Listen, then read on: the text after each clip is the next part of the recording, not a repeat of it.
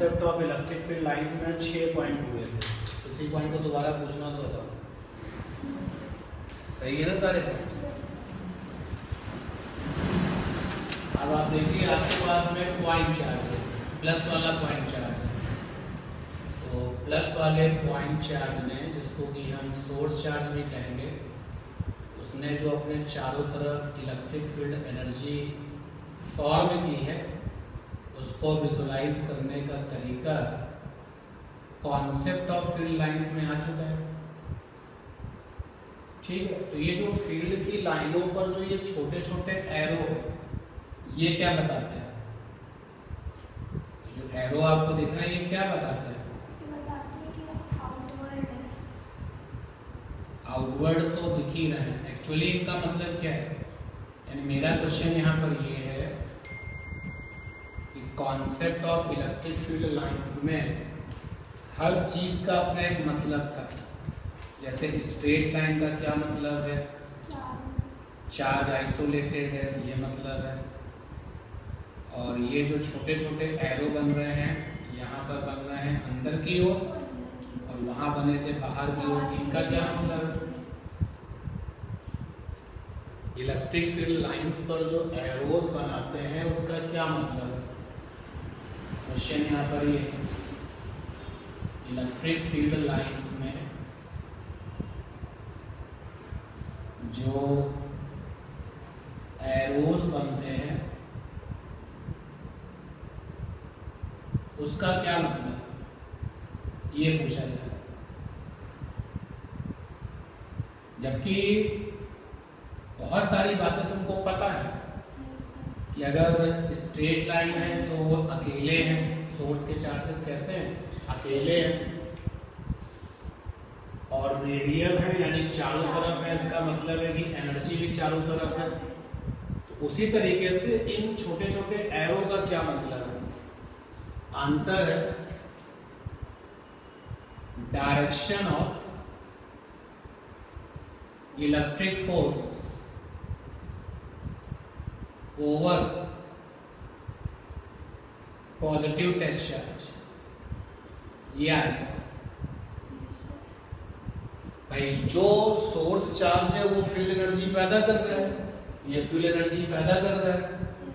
अगर हम एक पॉजिटिव वाला टेस्ट चार्ज यहाँ पर रखें, टीसी वाले टेस्ट चार्ज, मेरा ये सोर्स चार्ज टेस्ट चार्ज को धक्का देगा।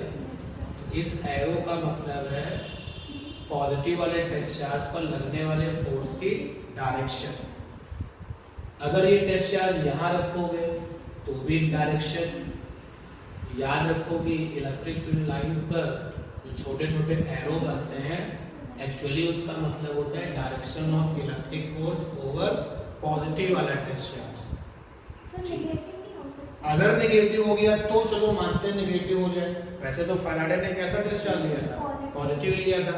लेकिन तुम्हारा क्वेश्चन अच्छा है, अगर टेस्ट चार्ज नेगेटिव हो जाए तो, टेस्ट चार्ज अगर नेगेटिव हो जाए, ये देखो नेगेटिव, तो अब हमारा ये सोर्स चार्ज इस टेस्ट चार्ज को क्या करेगा? खींचेगा।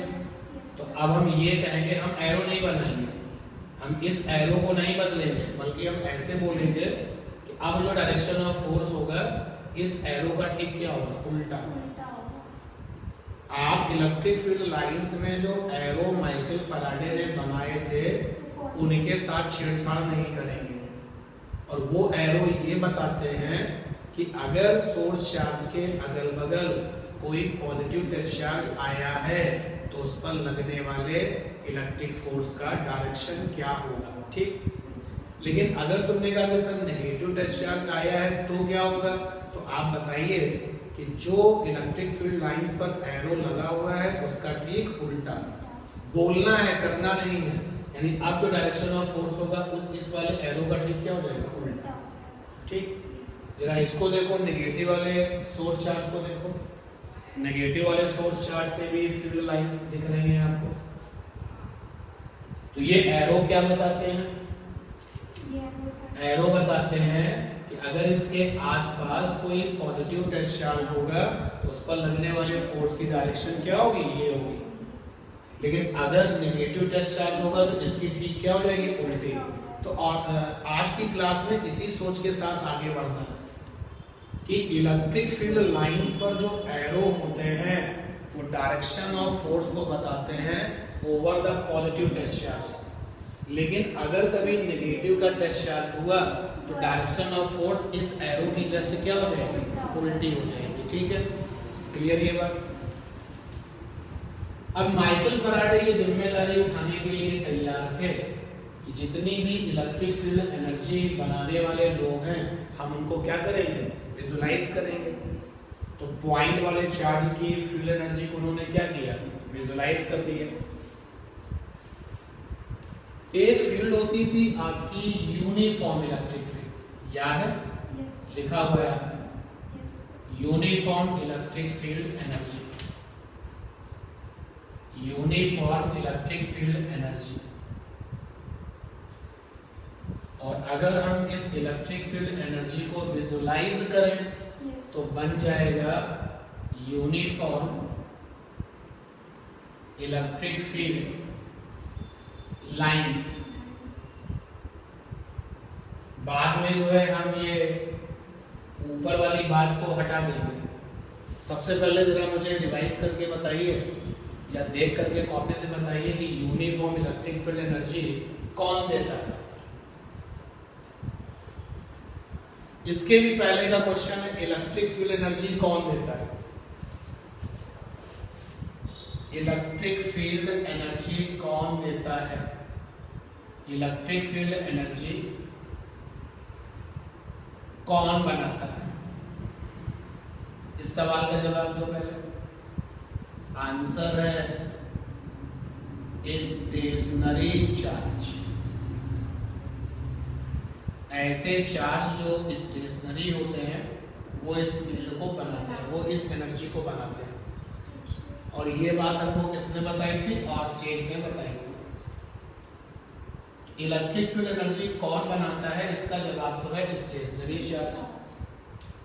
अब इलेक्ट्रिक फील्ड एनर्जी थी नॉन यूनिफॉर्म, सब कॉपी में लिखा हुआ है, और एक क्या थी, यूनिफॉर्म। नॉन यूनिफॉर्म के बारे में आपको बताया गया है, कॉपी देखिएगा, समझिएगा, रिवाइज करिएगा। तो यूनिफॉर्म के बारे में भी आपको बताया गया है। लेकिन मेरा सवाल यहाँ पर यह है कि यूनिफॉर्म इलेक्ट्रिक फील्ड एनर्जी कहां से आती है। आंसर है इसका सोर्स अभी तक हमें नहीं पता चला। देखो लिखा होगा कॉपी में, लाइए मैं ढूंढ के देता हूं।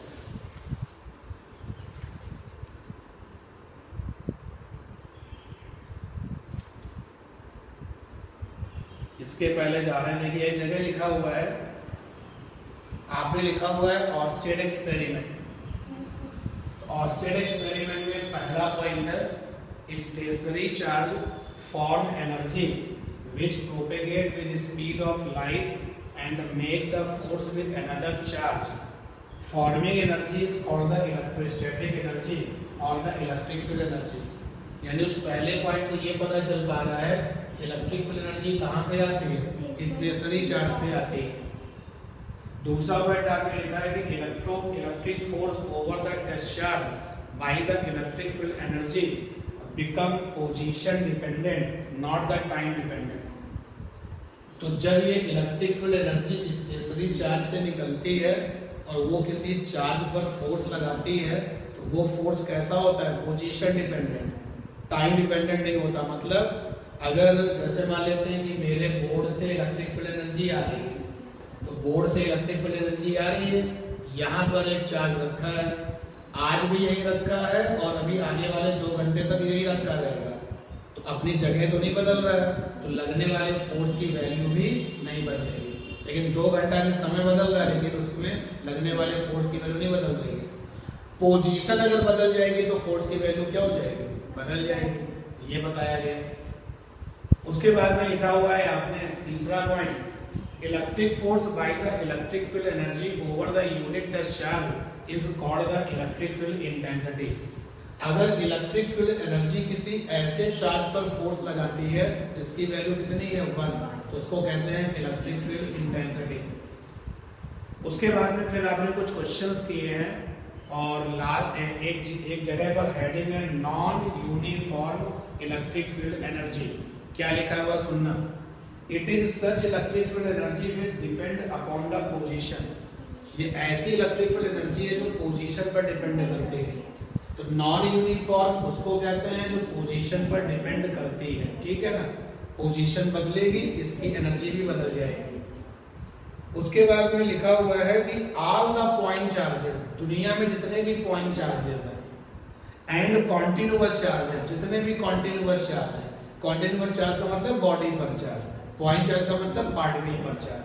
तो जितने भी पॉइंट वाले चार्जेस हैं, जितने भी कॉन्टिन्यूअस वाले चार्जेस हैं, वो सारे के सारे लोग स्टेशनरी में होकर के इस वाली एनर्जी को बनाते हैं, इसका नाम है नॉन यूनिफॉर्म। फिर और जब हम आगे मूव करते हैं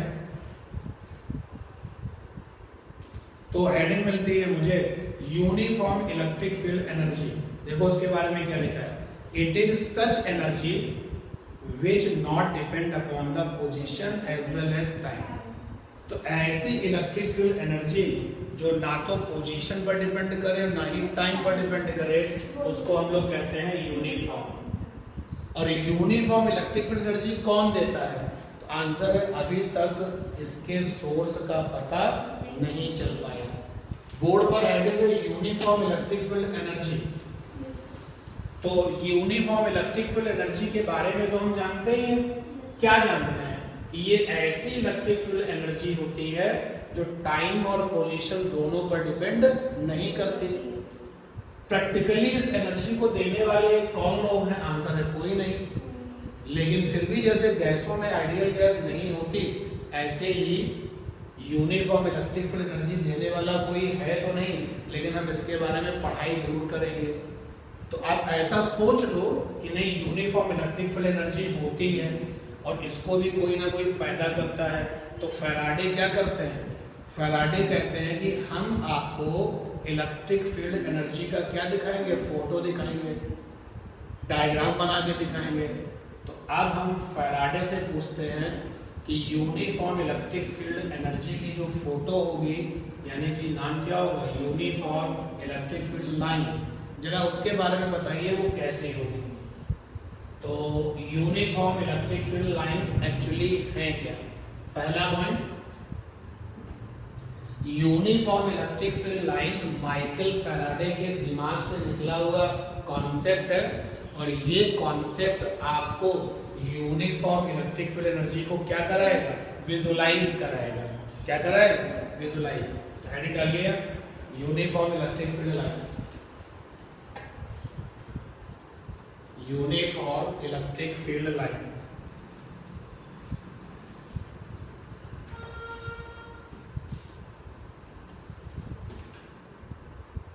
लिखिए इसमें पहला point,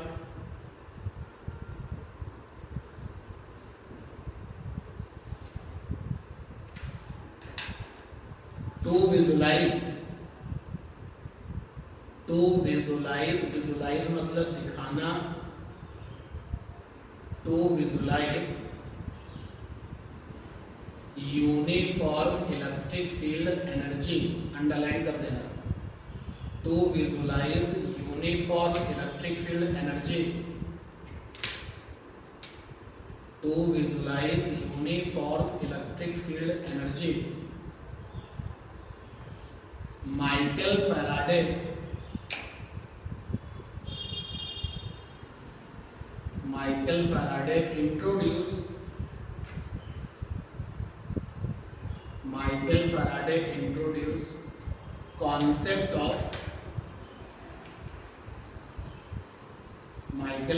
introduced concept of uniform electric field lines, concept of uniform electric field lines, concept of uniform electric field lines।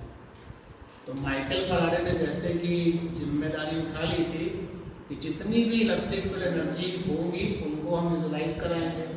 तो uniform electric field energy practically तो थी नहीं, लेकिन इमेजिनेशन में थी। तो उन्होंने कहा ठीक है, हम आपको उसका भी विजुलाइजेशन कराएंगे। क्या विजुलाइजेशन कराया उन्होंने, माइकल फैराडे ने कहा कि अगर कहीं पर यूनिफॉर्म इलेक्ट्रिक फील्ड एनर्जी है एक्चुअली तो कहीं नहीं है, लेकिन फिजिक्स में आज जो नहीं है कल को हो सकता है कि वो हो। तो फैराडे ने कहा कि अगर कभी uniform electric field energy practically मिली तो हम उसको पिक्चराइज ऐसे करेंगे, हम बहुत सारे एरो बनाएंगे और सारे के सारे ये जो एरो होंगे आपस में पैरेलल होंगे और इक्विडिस्टेंट होंगे। दो बातों पर ध्यान दें, all the arrows will be parallel, जैसा कि आप देख पा रहे हो ये सारे के सारे एरो कैसे हैं, पैरेलल, और साथ ही साथ इक्विडिस्टेंट है, मतलब अगर इन दोनों लाइनों के बीच का डिस्टेंस 2 सेंटीमीटर है तो नेक्स्ट दोनों के बीच का डिस्टेंस भी कितना होगा, 2 सेंटीमीटर, 2 सेंटीमीटर, 2 सेंटीमीटर। तो ये माइकल फैराडे की सोच है कि अगर कभी फ्यूचर में यूनिफॉर्म इलेक्ट्रिक फील्ड एनर्जी मिलती है तो उसको विजुलाइज करने के लिए आप ये करना, क्या करना, पैरेलल एरोज बनाना, इक्विडिस्टेंट बनाना।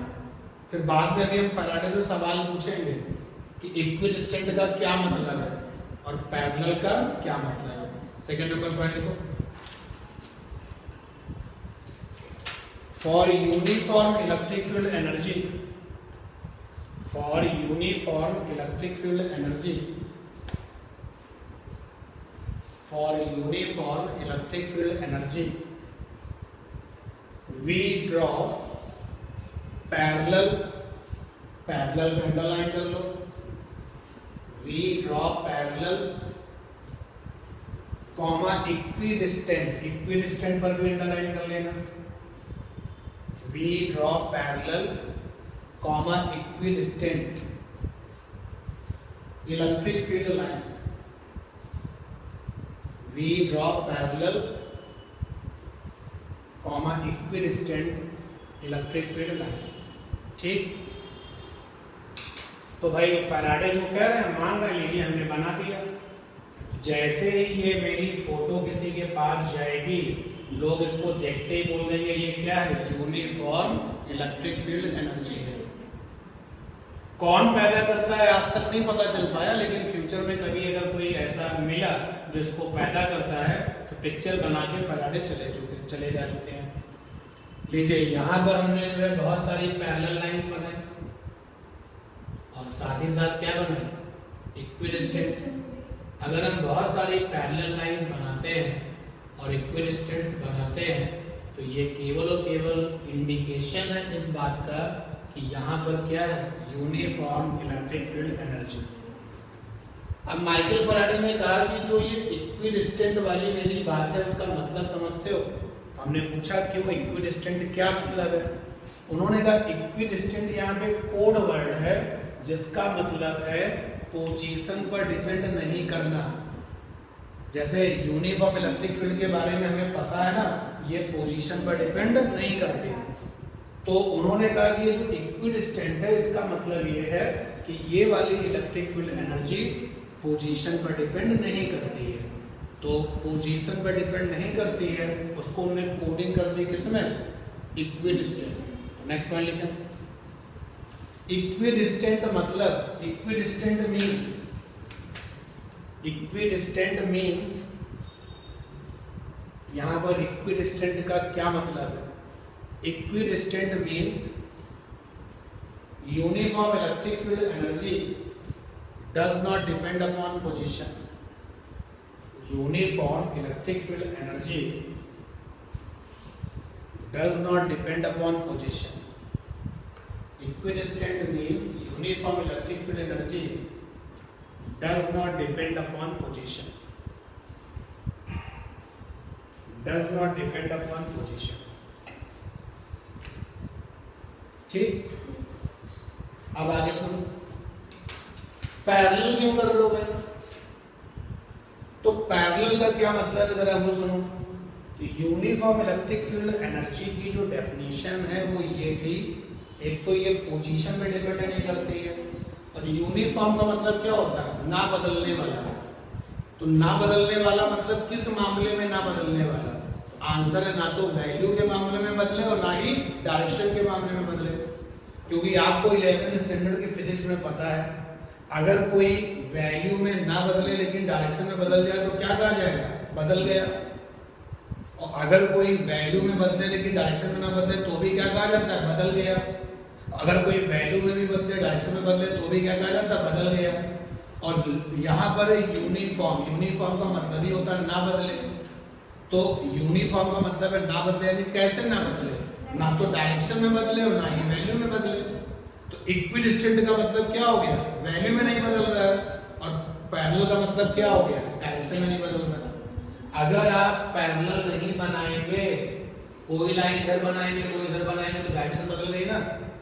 तो यहाँ पर पैरेलल लाइनों का मतलब क्या है, डायरेक्शन में ना बदलना। लिखो next point, parallel lines means, parallel lines means,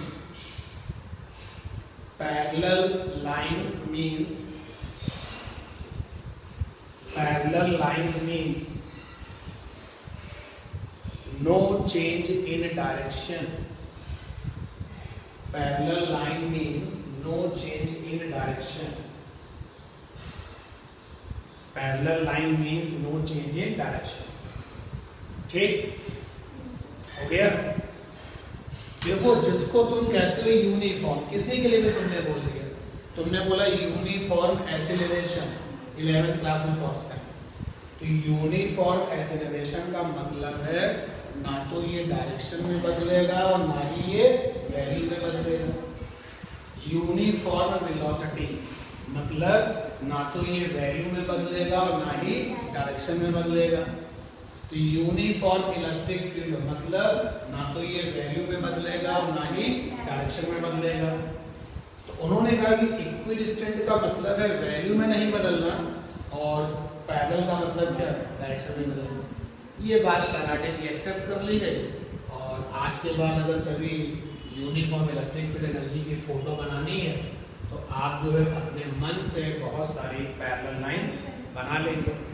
अगर मैं ऐसे बनाऊंगा तो इसको देख करके लोग ये कहेंगे uniform electric field energy direction में किधर है, हॉरिजॉन्टल, हॉरिजॉन्टली तो है ये। अगर मैं ऐसे बनाऊंगा तो क्या समझेंगे, ऑब्लिक है, तिरछी है। अगर मैं ऊपर बनाऊंगा तो क्या हो गया, अपवर्ड है। नीचे बनाऊंगा तो क्या हो जाएगा, डाउनवर्ड है। अगर वो डाउनवर्ड है तो फिर हमेशा क्या रहेगा, डाउनवर्ड, क्योंकि यूनिफॉर्म तो डायरेक्शन तो बदलेगी नहीं। तो जैसे तुमने कहा कि मेरे पास में यूनिफॉर्म इलेक्ट्रिक फील्ड है लेकिन सर वो ऊपर की तरफ है, तो वो तुम्हारी वाली ऊपर की तरफ ही रहेगी। मैंने कहा मेरे पास एक यूनिफॉर्म इलेक्ट्रिक फील्ड है जो हॉरिजॉन्टल रहती है, तो मेरी वाली यूनिफॉर्म ये है। किसी ने कहा कि नहीं उनकी यूनिफॉर्म ऑब्लिक रहती है, तिरछी रहती है, तो उसकी वो यूनिफॉर्म। सपोर्टिव डायग्राम बनाना चाहिए। अब देखिए यूनिफॉर्म इलेक्ट्रिक फील्ड में जो ये एरो लग रहे हैं वो क्या बता रहे हैं, तो वही सेंस है कि एरो ये बता रहे हैं कि अगर अगल बगल कोई टेस्ट चार्ज आएगा पॉजिटिव वाला, उस पर लगने वाले फोर्स की डायरेक्शन यही होगी। अगर नेगेटिव का टेस्ट चार्ज होगा तो इसके जस्ट उल्टा होगा। ठीक, तो अब जरा इसके कुछ एप्लीकेशंस करते हैं।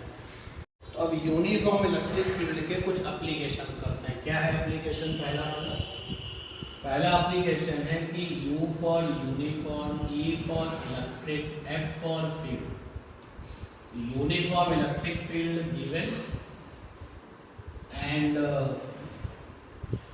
वी प्लेस माने रखना, प्लेस इंट्रोड्यूस का मतलब भी यही होता है रखना। वी इंट्रोड्यूस चार्ज जिसका कि चार्ज है Q और मास है M इन इट। देखो यूनिफॉर्म इलेक्ट्रिक फील्ड गिवन यानी यूनिफॉर्म इलेक्ट्रिक फील्ड है। अब ये बात छोड़ो कि प्रैक्टिकली ये होती है कि नहीं होती है। प्रैक्टिकली तो ये नहीं होती है, तो प्रैक्टिकली में तो आइडियल गैस भी तो नहीं होती है, लेकिन तुम सारी गैसेस को क्या मान के पढ़ते हो, आइडियल गैस। तो ऐसे यूनिफॉर्म इलेक्ट्रिक फील्ड एनर्जी नहीं होती है, छोड़ो इस बात को, प्रैक्टिकली नहीं होती है, लेकिन क्वेश्चन कह रहा है ये है।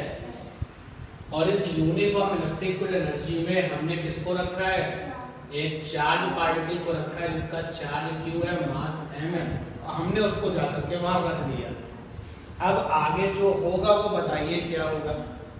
तो तो सबसे पहला काम यूनिफॉर्म इलेक्ट्रिक फील्ड है, तो हम कैसे पता करें कि है? पिक्चर दिखा करके। चलो मान लेते हैं कि यूनिफॉर्म इलेक्ट्रिक फील्ड की फोटो ये है, पैरेलल लाइंस बनाएंगे, इक्विडिस्टेंट बनाएंगे। जैसे मैं ये बना दूंगा सब लोग देख करके बोलेंगे अच्छा यूनिफॉर्म इलेक्ट्रिक फील्ड है। चलिए अब यहाँ पर हमने एक चार्ज पार्टिकल को रख दिया, फेंका नहीं है। यहाँ पे प्लेस का मतलब होता है रख देना, इंट्रोड्यूस का मतलब होता है रख देना, थ्रो का मतलब होता है फेंकना, प्रोजेक्टेड का मतलब होता है फेंकना। यहाँ तो रख दिया, इसका चार्ज क्यू है और मास m है, रख दिया। जैसे ही रख दिया तो इलेक्ट्रिक फील्ड को क्या पसंद है? चार्ज। इलेक्ट्रिक फील्ड एनर्जी क्या करती है? चार्ज पर फोर्स लगाती है। तो जब हमने इस चार्ज को रख दिया तो यूनिफॉर्म इलेक्ट्रिक फील्ड एनर्जी क्या करेगी? इस पर फोर्स लगाएगी। तो uniform electric field energy, uniform electric field energy क्या करेगी? मेक फोर्स किसके ऊपर? Over placing charge. जो चार्ज आपने रखा है यूनिफॉर्म इलेक्ट्रिक फील्ड उस पर फोर्स बनाएगी, पहली बात। अच्छा, फोर्स बनाएगी, क्यों बनाएगी? क्योंकि हमने इसकी डेफिनेशन जानते हैं। हम जानते हैं कि ऑर्स्टेड के एक्सपेरिमेंट से ये पता चला था कि यूनिफॉर्म इलेक्ट्रिक फील्ड एनर्जी जो है स्पीड ऑफ लाइट से चलती है, और अगर उनके आसपास कहीं रास्ते में कोई चार्ज आता है तुरंत उसके साथ क्या बनाती है? फोर्स। तो ये पक्का हो गया कि इस रखे हुए चार्ज पर फोर्स तो लगेगा ही लगेगा। तो कितना फोर्स लगेगा निकालो। तो अगला जो है पॉइंट है कि कितना फोर्स लगेगा वो निकालो। तो देखो हमारे पास में फार्मूला है E बराबर फोर्स अपॉन में TC टेस्ट चार्ज। आप अगर कॉपी के पन्ने पलटेंगे, रिवीजन करेंगे तो आपको ये फार्मूला मिलेगा, जहां पर E क्या है? इलेक्ट्रिक फील्ड इंटेंसिटी क्या होती है? किसी भी फील्ड एनर्जी की ये ताकत होती है, और Q टेस्ट चार्ज है यहाँ पर। तो जिसके ऊपर फोर्स लगेगा वो Q ही है। यहां से F बराबर क्या हो जाएगा? Q into E। ठीक है, अब चाहिए फोर्स तो निकल आया। E for electric field intensity, यहां पर E का मतलब क्या है? यूनिफॉर्म इलेक्ट्रिक फील्ड इंटेंसिटी, और Q माने रखे हुए चार्ज की वैल्यू। ओके, फोर्स लग गया। अब जब ये फोर्स लग गया तो इसकी डायरेक्शन क्या होगी? तो अगर ये चार्ज प्लस है तो डायरेक्शन वही होगी जो ये तीर है, अगर ये चार्ज माइनस है तो जस्ट क्या होगी? उल्टी। अपनी मर्जी से हमेशा किसको लेते हैं? प्लस को। तो यानी कि डायरेक्शन ऑफ फोर्स क्या होगा? डायरेक्शन ऑफ फोर्स यही होगा, इसी तीर के साथ होगा। हो गया फोर्स। अगर नेगेटिव होता तो क्या हो जाता? उल्टा। अब ये फोर्स तो हो गया, तो क्वेश्चन अब अगला है कि ये जो फोर्स आया है ये समय के साथ बदल रहा है या कांस्टेंट है? आंसर है कांस्टेंट है। क्यों कांस्टेंट है? देखो Q तो बदल नहीं सकता भाई। अगर आपने यूनिफॉर्म इलेक्ट्रिक फील्ड एनर्जी में 5 कूलाम का चार्ज रख दिया है तो 6 का तो बना नहीं दोगे, और ना ही वो अपने आप 4 का बनेगा। तो Q जो है वही रहेगा, Q कांस्टेंट है। और जो E है, E किसका इलेक्ट्रिक फील्ड इंटेंसिटी है? यूनिफॉर्म का। और यूनिफॉर्म का सब कुछ क्या रहता है? कांस्टेंट। चाहे वैल्यू लो तो भी कांस्टेंट, चाहे डायरेक्शन लो तो भी कांस्टेंट। तो E भी कांस्टेंट है। तो जब Q भी कांस्टेंट है, E भी कांस्टेंट है, तो इससे ये पता चल गया जो ये F है वो भी क्या है? कांस्टेंट है। यानी मैंने आपके सामने लॉजिकली ये डिस्कस करके बता दिया कि यूनिफॉर्म इलेक्ट्रिक फील्ड एनर्जी में जो चार्ज पार्टिकल रखा जाता है उस पर कांस्टेंट फोर्स काम करता है, और उस कांस्टेंट फोर्स की वैल्यू कैसे निकलेगी? ऐसे निकलेगी। अच्छा, फोर्स है तो ये कुछ करेगा ना? बिल्कुल करेगा। फोर्स है तो एक्सेलरेशन आ जाएगा। तो एक्सेलरेशन यानी कि A, और ये बराबर क्या होता था? ये बराबर होता था फोर्स अपॉन मास। F बराबर ma याद होगा। तो यहां से A बराबर फोर्स, फोर्स कितना है? QE, और m फॉर मास। देखो भाई ये भी कांस्टेंट है क्योंकि ऊपर वाला QE तो ऑलरेडी कांस्टेंट है और मास अपने आप बदल नहीं सकता, तो एक्सेलरेशन भी कांस्टेंट है। तो क्या क्या सीखने को मिल रहा है, यूनिफॉर्म इलेक्ट्रिक फील्ड एनर्जी में जब आप किसी चार्ज पार्टिकल को रख देते हो तो पहला पॉइंट सीखने को मिला कि उस चार्ज पार्टिकल पर फोर्स लगता है। दूसरा पॉइंट सीखने को मिला कि वो जो फोर्स लगता है उसकी वैल्यू ये है और ये कांस्टेंट होती है, और इस फोर्स से जो एक्सेलरेशन पैदा होता है वो भी क्या है, कांस्टेंट है। अब ये एक्सेलरेशन क्या करेगा, चलाएगा। एक्सेलरेशन का काम होता है कि स्पीड बढ़ाना, तो अब इसको ये चलाएगा। तो जब एक्सेलरेशन इसको चलाएगा तो कैसे मैनेज करेंगे भाई, देखो आपकी अपनी 11th स्टैंडर्ड में कॉन्सेप्ट थे v बराबर u प्लस ए और s बराबर ut plus half A T square और v स्क्वायर बराबर u स्क्वायर प्लस 2x। इनको क्या कहते हैं, equation of motion. Equation of motion. In equation of motion की सबसे खास बात क्या थी, सबसे खास बात ये थी कि ये जो इक्वेशन ऑफ मोशन है ये तभी काम करते हैं जब एक्सेलरेशन कैसा हो, कांस्टेंट। तो इक्वेशन ऑफ मोशन ये काम करते हैं valid for constant acceleration.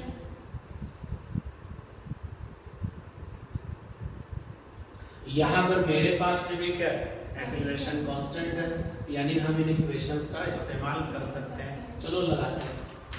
t समय बाद फोर्स की वजह से और उसी फोर्स से जो एक्सेलरेशन आया उसकी वजह से ये चार्ज पार्टिकल जो है चल रहा होगा। मान लेते हैं यहाँ पर आ गया, पहले ये यहाँ था, इनिशियली ये यहाँ था और कुछ समय बाद ये यहाँ पहुंचा आफ्टर सम टाइम। तो जब ये चार्ज पार्टिकल यहाँ से चल के यहाँ पहुंचा तो क्वेश्चन आया कि वेलोसिटी निकालो। तो फंडा लगाया v बराबर u प्लस ए टी। तो u का मतलब क्या है, इनिशियल वेलोसिटी, और तुम तो वहां रख रहे थे ना उसको, तो जब तुमने रखा होगा तो इनिशियल वेलोसिटी क्या है, 0। रखने का मतलब क्या हो गया, 0। तो इनिशियल वेलोसिटी तो 0 हो गई। अब a फॉर एक्सेलरेशन qe/m और साथ में t फॉर टाइम, तो क्या t समय पर वेलोसिटी आ जाएगी, आगे वेलोसिटी के समय पर, बोलो भाई t समय पर वेलोसिटी आ जाएगी, बिल्कुल आ जाएगी। नहीं आ जाएगी, आप देखो ना इस v का नाम क्या है, वेलोसिटी आफ्टर टाइम t। तो v बराबर आएगा 0 प्लस qe/m into t, तो निकल आएगा ना, t समय बाद वेलोसिटी आ जाएगी। अब जब ये बात क्लियर है ना कि t समय बाद वेलोसिटी निकाल लेंगे। अब अगर किसी ने हमको काम दिया कि जब ये चल के यहाँ से यहाँ तक गया है तो डिस्प्लेसमेंट निकालो, ये वाला फंडा लगा दो, s बराबर ut plus half A T square. u तो 0 हो जाएगा, s बराबर क्या आ जाएगा, हाफ। a का मतलब क्या है, qe/m, तो डिस्प्लेसमेंट आ जाएगा। और फिर अगर जरूरत पड़ी तो कभी कभी हम इस इक्वेशंस को। तो यहाँ सीखने वाली बात यही है कि अगर आप क्वेश्चन में या कभी ऐसा देखें सुने कि हम यूनिफॉर्म इलेक्ट्रिक फील्ड में किसी चार्ज पार्टिकल को छोड़ के चले आए, फेंक के नहीं चले आए, छोड़ के चले आए, तो दिमाग में रखिए कि ऑटोमेटिकली उस चार्ज पार्टिकल पर फोर्स बन जाएगा। वो जो फोर्स होगा वैल्यू ऐसे निकालेंगे, कांस्टेंट होगा। उस फोर्स से एक्सेलरेशन आएगा, वो भी कांस्टेंट होगा। तो ये चार्ज पार्टिकल इस इक्वेशन ऑफ मोशन के फंडों को क्या करेगा, मानेगा। क्यों, क्योंकि ये फंडे तभी लगते हैं जब एक्सेलरेशन क्या हो, कांस्टेंट, और यहाँ पर भी एक्सेलरेशन क्या है, कांस्टेंट। तो बाकी चीजें जैसे निकालने को आता है तो निकाल ली जाएंगे, नोट कर लीजिए। लिखते लिखते आप सुनते रहना। जैसे सपोज कर लो कि यहीं पर एक क्वेश्चन बनाते हैं, बताओ भाई 10 सेकेंड बाद मेरे उस रखे हुए चार्ज पार्टिकल पर कितनी काइनेटिक एनर्जी होगी। तो k बराबर हाफ mv स्क्वायर। तो v का पता लगा लो कि 10 सेकेंड बाद v कितना है। तो v कैसे निकलेगा, v बराबर u प्लस ए टी से। ठीक है, तो इसके ऊपर कई सारे छोटे छोटे न्यूमेरिकल्स होंगे, तो उनको आप करेंगे। मैं आपकी उसमें हेल्प कर दूंगा कि ये क्वेश्चन से जरा इनको ट्राई कर लें। एक छोटा सा क्वेश्चन है, जरा उसको सुने पहले। यूनिफॉर्म इलेक्ट्रिक फील्ड जो है वो डायरेक्शन में ऊपर की तरफ है और वहां पर एक चार्ज वाली मास वाली कोई चीज जाती है। सपोज कर लो एक ड्रॉप है, बूंद है जिस पर चार्ज भी है और मास भी है, और वो जब उस यूनिफॉर्म इलेक्ट्रिक फील्ड में जाती है तो इक्विलिब्रियम में आ जाती है बिना किसी सपोर्ट के। तो ये मैजिक कैसे हुआ होगा? क्वेश्चन आपका ये है, यूनिफॉर्म इलेक्ट्रिक फील्ड ऊपर की तरफ है, ठीक, और हमारे पास में चार्ज की ड्रॉप है। ये हमारे पास में चार्ज की ड्रॉप है, चार्ज की ड्रॉप, इसके पास चार्ज है Q और इसके पास मास है M। हम इसको उठाते हैं, यहाँ रख देते हैं, तो ये ड्रॉप गिरती नहीं, ना ही ये ड्रॉप चलती है, यानी ये हम रखते हैं और ये रखी हुई है। तो ये मैजिक कैसे हो रहा है, सोचना है और बताना है कि ये मैजिक इसलिए हो रहा है। तो चलिए सोचना शुरू करते हैं। अगर तुमने चार्ज की ड्रॉप को यहाँ रखा तो इलेक्ट्रिक फील्ड तो छोड़ेंगे नहीं, तुरंत क्या बनाएंगे? फोर्स, और फोर्स कितना होगा? Q into E। Electric force हमेशा कैसे लगता है? डायरेक्शन ऑफ फोर्स वही होता है जो डायरेक्शन ऑफ फील्ड होता है। अगर चार्ज कैसा है? पॉजिटिव, और अगर उल्टा नेगेटिव है तो डायरेक्शन क्या रहती है? उल्टी। हमने तो चार्ज यहाँ पे कैसा लिया? पॉजिटिव, ठीक है ना। एक तो इलेक्ट्रिक फोर्स लगेगा, अगर ये इलेक्ट्रिक फोर्स रहेगा तो इसको चलना पड़ेगा, लेकिन ये तो चल ही नहीं रही है। इसका मतलब इसको काटने वाला कौन होगा? mg, जिसने कसम खा रखी है कि हमेशा कैसे काम करेंगे? नीचे की तरफ। तो लीजिए, जादू समझ में आ गया, मैजिक समझ में आ गया, कॉन्सेप्ट समझ में आ गया कि अगर इलेक्ट्रिक फोर्स mg से कैंसिल हो जाए तो नेट फोर्स इस पर क्या आ जाएगा? 0। इस पर कोई फोर्स ही नहीं लगेगा, और 0 का मतलब हो गया QE बराबर क्या हो गया? mg, ठीक। और इस तरीके से ये इक्विलिब्रियम की कंडीशन आ जाएगी। तो सीखने को क्या मिला? अगर कोई ऐसी प्रॉब्लम बनती है जहां पर यूनिफॉर्म इलेक्ट्रिक फील्ड में कोई चार्ज वाली ड्रॉप रखी गई है और वो बैलेंस हो गई है, बैलेंस का मतलब हो गया वो मूव नहीं कर रही है, जहां रखी थी वहीं रखी हुई है, समझ जाना QE को mg ने क्या किया है? काटा है, ठीक है। तो नोट डाल करके एक एप्लीकेशन और नोट हेडिंग डाल दो NOTE और कर लो। तो न्यूमेरिकल जो बनेंगे वो इसी पर बनेंगे, QE mg। 4 में से कोई 3 चीजें हमको दी जाएंगी और चौथी निकाल लो।